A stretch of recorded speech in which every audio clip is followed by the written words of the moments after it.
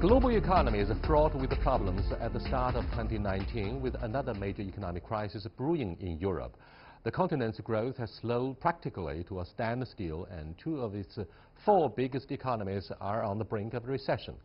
What went wrong with the European economies?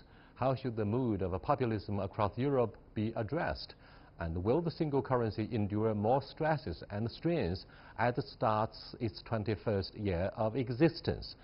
To discuss these issues and more, I'm very happy to be joined in the studio by Professor Zhang Gong from the University of International Business and Economics, and Andy Mark, non-resident fellow at Center for China and Globalization. And we shall talk to Michele Garazzi, Under Secretary of State of the Italian Ministry of Economic Development via satellite. That's our topic. This is Dialogue. I'm Yang Ray.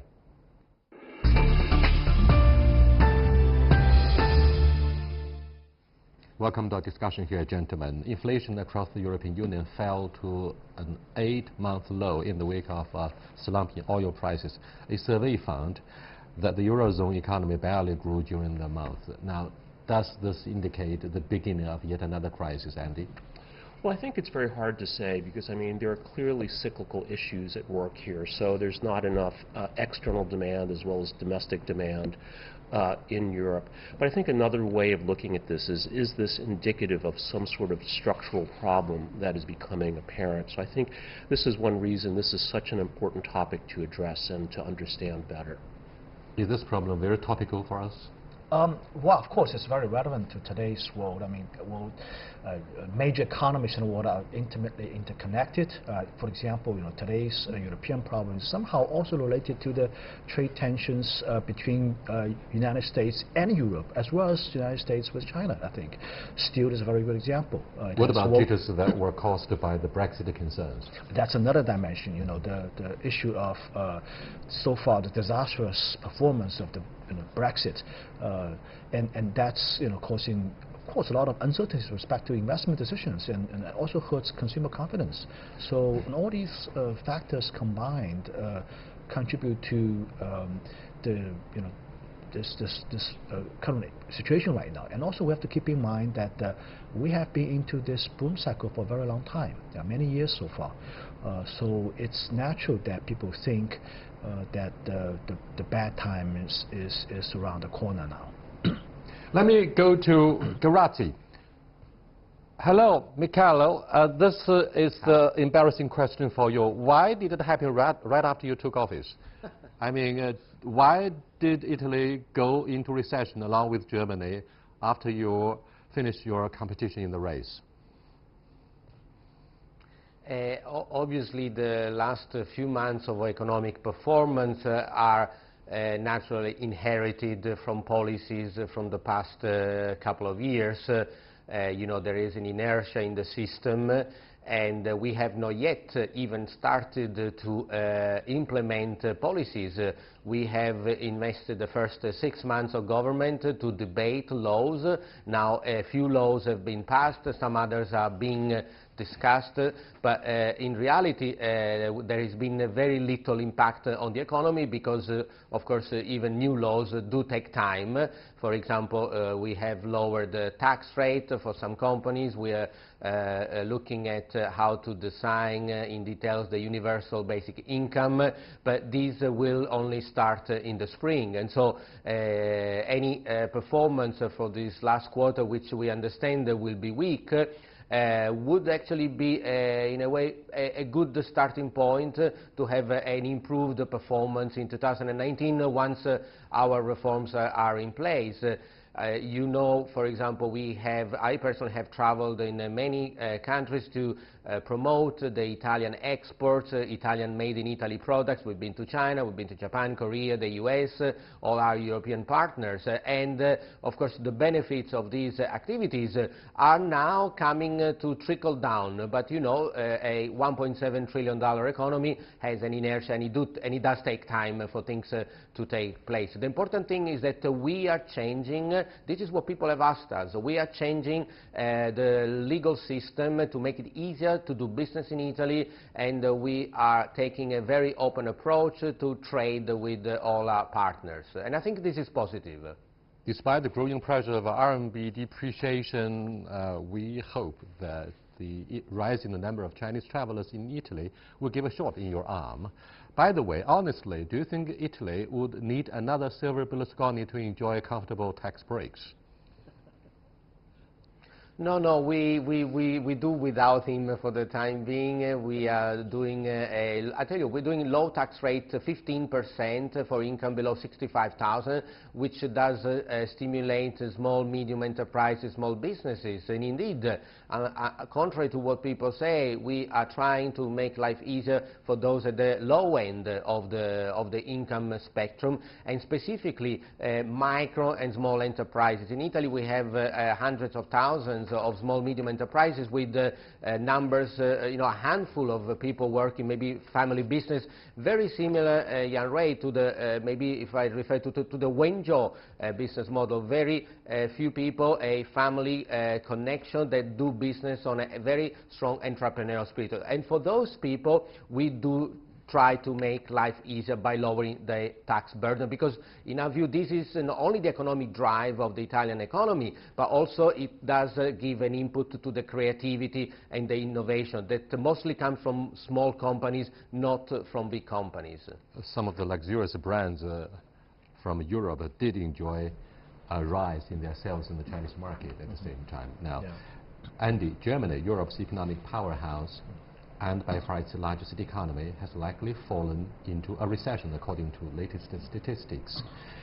Its industrial output fell by 1.9% in November from October against either forecasts of a 0.3% rise. Now, are you surprised that even Europe's economic powerhouse is facing a downturn? Well, I wish I could say I was, Young Ray, but I'm not, because Germany indeed is an industrial powerhouse and the anchor, the engine of growth for the European Union. One of the biggest challenges they face, though, is, of course, the American market is incredibly important, and that's causing a lot of concern in that it's not just China that has been the target of American tariffs, but every country that runs a significant trade surplus with the United States, so that includes Germany and Japan as well. So when we look at the 5 countries that run the largest trade deficits with the United States, it's China, Germany, Japan, Mexico, and Canada. So they're all, I think, facing challenges that have the ability to not just affect export-oriented sectors, but the overall economy as well. So I think that's one factor that is affecting Germany's economy. John, under the presidential pressure from the White House, European Union economies are less likely to bear the impact of any hikes in interest rates in the foreseeable future. Do you think reasons for a sharp slowdown will be compromised as a result of the flexibility of the Federal Reserve? I think right now the Federal Reserve is having a lot of political pressure actually from Donald Trump not to raise interest rates. I think the talks of 2 more rounds of interest rate hikes for the rest of this year is probably in the air now. I think it's maybe it's even going to the other direction. So that probably will help a lot. But I think the more important issue, as Andy said, is really these tariff issues and also the trade tensions. Germany exports a lot of things to the U.S. market, especially the automobile industry, actually, right? The auto industry and German auto industry is hurting a lot, actually. I don't know if you're aware of this. BMW is really the first victim, aside from the American farmers and Midwest. They are the victims of this trade tension between China and U.S. Spartanburg, South Carolina is really slowing down. The shipments of cars out of the ports of Charleston, South Carolina, for example, and parts into Charleston, South Carolina is really slowing down right now. But car sales also had a nosedive in China. That's right, and these cars made in the U.S. actually being exported to China. The BMW cars exporting to China, as well as also European-made BMW cars also exporting to North American market as well. So all these things are happening right now. So I think aside from the natural progression of the economy, the man-made disaster coming from the White House, in my opinion, regarding this trade policy, is really adding fuel to the fire. And I think it's really about time that President Trump take a step back and put his agenda aside for a little bit, and let's talk about the global economy. Let's not let this thing slide down into a big recession. Michaela, I got the latest information that European Council, European Central Bank, as well as IMF are all urging European economies to adopt a single budget plan. Will that seriously impact the prospects of your economy in continental Europe? I tell you, our view is, and I would like to also bounce back the question to you and your other guest. The IMF has changed their minds a couple of times as to what policies do work when countries are in recession, austerity versus expansion. So we are, of course, everyone does their own job, and we respect the views of other people, but we have seen that countries need to maintain a certain degree of independence in how to run their fiscal policies. And they should be clear that when there is a recession, we need to spend. We cannot go into austerity, otherwise we end up like other countries in Europe.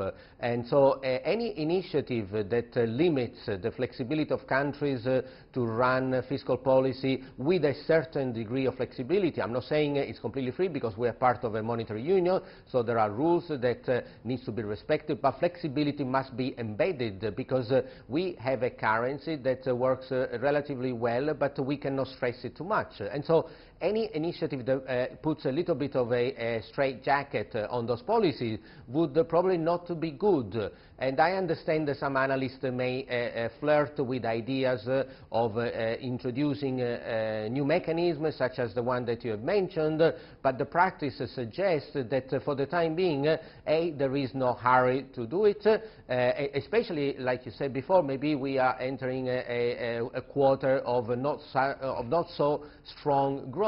So the least thing we want is to get more constraints on fiscal policies. I wonder if, Michaela, it is true, with the rise of protectionism as well as populism in some of the European economies, and particularly after the sovereign debt crisis kicked off a few years ago, economies in Southern Europe in particular have gone through a very serious period of I would not say recession, but and therefore it's very difficult for European Central Bank to actually coordinate monetary union with the physical union. And it's obviously a luxury to talk about the political union, particularly with the impact of Brexit deals. No, I agree. These are all initiatives that are a little bit ahead of their times.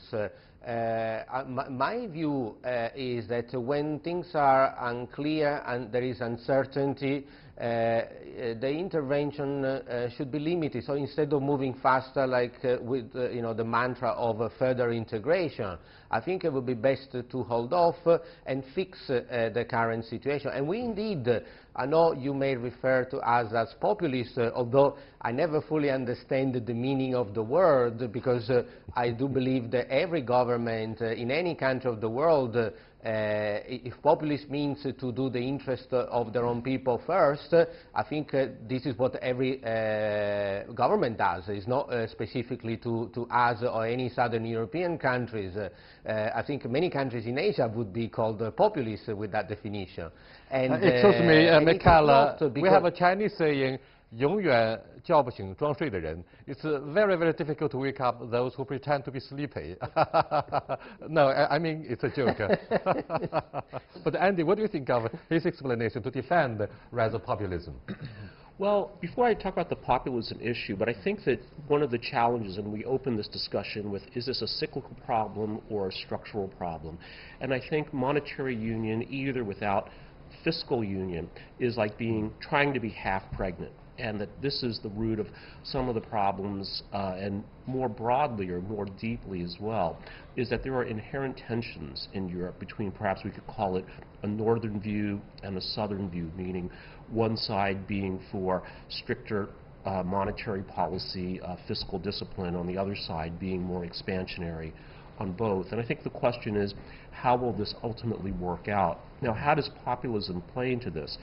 I think, as our illustrious guest in Italy was saying, that if you are for your own country and you're a populist, then everyone is a populist. I think what's the concern here, though, is that it's all a question of balance. And if one is only for one's own country without a sense of responsibility or perspective for the broader entity one is a part of, that also, I think, can be a negative. And this is something that I think China, with its thousands of years of history and culture, I think, has really deeply understood and implemented this notion of one has to balance these different interests. Thank you so much. You are watching Dialogue with Andy Mogg, John Gong, and Michele Garatti, 3 brilliant experts, and we are discussing the adversity of economic development in Eurozone. We'll be back in a short while. Stay with us, please. Welcome back, gentlemen. What do you think of the significance of commemorating the 20th anniversary of the single currency, I mean the Eurozone, since it went into effect? What does that mean for the prospects of having a healthy development of the Eurozone in its relationship with the other side of the Atlantic Ocean? Well, I think there are arguments. Obviously, the United States is not very happy about a strong single currency in Europe. Well, I think that maybe the U.S. view on this has been perhaps a little bit more nuanced, in that it's not completely negative. I mean, again, the U.S. is, especially now with this administration, with its mantra of Make America Great Again, America First, that I think anything that strengthens the relative position of the United States would be seen as a positive today. But when we look back over 20 years, the fact that the euro has actually survived, I think, is actually a meaningful accomplishment in and of itself. Again, we look back to history, some of the decades or even hundreds of years of conflict between the two great continental European powers of France and Germany, and the fact that this union has held together, and I think has been quite an achievement. And John, do you think it's Angela Merkel who deserves the credit for putting economies of the Eurozone together, despite the negative impact of the sovereign debt crisis? Well, and for a short while, everybody was holding their breath when the economy of Italy, as well as that of Greece, was on the brink of beating a retreat from the Eurozone. Yeah, well, I think if it had not the visionary actions by Merkel, Chancellor Merkel, as well as actually French President Macron, we would have been in big trouble. I think the European Union has the danger of falling apart, actually. I think it's really these two countries that are still holding Europe together. Now, in terms of the importance of the currency, I think the European Union concept itself is still very much relevant today. I mean, Europe cannot compete in today's world, in my opinion, if we have separate countries as separate players. Europe needs to unite it together and have a common vision and compete as one. And currency serves a very important role in that overall picture. Without that common currency, the transactions will be complicated, the trade will be hampered, and the flow of goods and services will be greatly slowed down. So I think in that aspect, the euro in its past 20 years did play a very important role and has been successful so far. And in terms of Americans' attitude towards the euro, of course, I mean, they're playing lip service saying, this is a great idea, we hope we're successful. But I think deep in their mind, it's very clear that American politicians certainly would hope that the US dollar will be the only dominant currency in the world. Now we have a very viable currency now. And in addition to this, I think it's also possible that the Chinese RMB is rising and taking a more important role in international trade transactions. And this is also something that the United States says one thing, that hopes that China's RMB will be 100% convertible. On the other hand, it's probably hoping in secret that it will never succeed. So it's sort of a complicated picture here. It's, of course, a different story to address the issue of internationalizing RMB. Ever since the former top banker of China, Mr. Zhou Xiaochuan, spoke of the possibility that perhaps it's a time for the whole world to consider seriously the construction of a currency that is above the sovereignty of a single nation state. Now, having said this, so let's look at the impact of canceling the Iran nuclear deal. After this was announced by the White House, and particularly after Donald Trump took office, Europeans were taken aback. Michaela, I'm talking to you. The Europeans were taken aback immediately by the idea that, and the prospect that European multinationals would be seriously hurt because you pin the hopes on the use of dollars for much of the energy transactions with the Persian state of Iran. Hence, in this context, is it time for European politicians and policymakers to consider seriously raising the international status of euro instead of depending so heavily on the use of US dollars?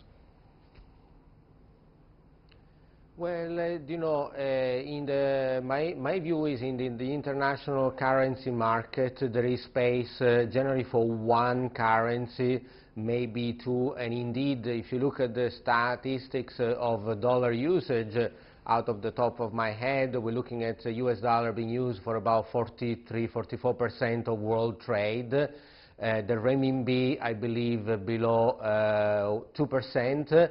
And it's a bit of a winner-takes-it-all kind of game because trading in an international currency means that buyers and sellers need to accept it, that they need to see the currency also as a reserve currency, and that means that when economy turns down, it's used as a saving of last resort, if I may say so. And in that respect, I believe the US dollar will continue to be the only currency. We have no interest in using really the euro as an international currency. We do know that that creates problem in the current account balance. Indeed, the US runs a deficit, not immediately due to the fact that the US dollar is an international currency, but we do know that when there is world crisis, economic crisis, people run to buy gold and dollars. So just at the time when the US may even want to wish the dollar would go down to boost export, and instead that there is worldwide demand. And so that creates a little bit of issues for the country that issued the currency. And so that's why I also believe that the renminbi, the yuan, is not likely to be an international currency in any time soon. And I believe this is in the interest of China. I don't really see what interest would China have to have the yuan being printed and given to traders around the world. I understand that there would be, and it is important that the renminbi is part of the SDR because it kind of gives a status, but beyond the facade, the substance is that people do need to have a fully convertible currency before they can fully accept. And so we are happy with continuing to use the dollar. We have done it for many years. It seems to work, and like all fiat currency, the important thing is that the issuer will take it back in exchange for tax debits. Thank you so much, Michaela. Andy, half of the time has passed before we meet the deadline of the truce, the 90-day truce for delegations in China and the United States. So the Vice Premier Liu He would achieve something amazing as a breakthrough. But at the same time, people face a growing uncertainty as to finding a solution to the serious disputes between the two sides on the issue of IPR protection. What do you think of the impact of a sharper economic slowdown of China and its impact upon the prospects of the Eurozone economy? Well, I think the Eurozone and Germany in particular, one again as the engine of the Eurozone, but also a world-class exporter, whether we're talking about automobiles, medical equipment, industrial machinery, that anytime there's a major global economy, whether it's the United States or China slowing down, that obviously has a negative impact on the EU and all exporting countries, Germany in particular. So I think to the degree that growth has been synchronized, I think, for the last 10 years, and the European Union has went from its Euro boom now to a bit of a Euro gloom. That IPR as a factor is affecting this. So to the degree that I think business investor confidence, and investors meaning corporate investors as well as public markets, feel that this problem can be resolved, that would be good, I think, for everyone. There have been little signs to ease the tensions, mounting tensions between Washington and Beijing in terms of the trade war, and the United States has openly sought to proceed with the process of extradition of Meng Wanzhou, senior executive of Huawei. Now, obviously, the United States would just use trade disputes as an excuse to slow down China's development in a competition for world leadership, particularly in a battle vying for the primacy of digital leadership. Now, do you think in this broad context, John, the global chain in high technology looks set to be seriously compromised, and European economy will be no exception? Yeah, well, I mean, this kind of action certainly is going to balkanize, in my opinion, the global value chain. So far, in many industries, for example, the telecom industry and consumer electronics, we have very well-established global value chains. Each country has its own share of this chain, and it's been working remarkably smoothly for the last 10, 20 years. Multinational companies have been leading these global chains. Now, the current action from the White House, from Washington, is intending, in my opinion, at least some people around him, around Donald Trump, is intending to break up this chain, this network. And do you think, excuse me, very quickly, and do you think it's an easy job for European economy as well as those companies in the United States to de-link the Chinese economy? Because we are in a global village, and it's been so for years. Well, I think most of the business people that I talk to do not want this to happen. That being said, again, they are, I think, driven by, at the end of the day, public markets and corporate valuations. So there is pressure, and we can see companies are making contingency plans. But they are relocating their R&D centers from China to other neighboring low-income economies. I think it's going to be very difficult. I think it's very difficult to artificially break up this kind of market choice. I mean, this is ultimately a market choice by and decisions made by companies, and companies find interest in the way they're currently doing. And at the end of the day, I think it's money talks. When you talk about trying to hurt people's pockets, it's going to be very difficult. At the end of the day, we would ask repeatedly the same question, whether it's the political whims or the market choice that will matter eventually, not only for China, but for our European partners. I'll see you next time. Goodbye.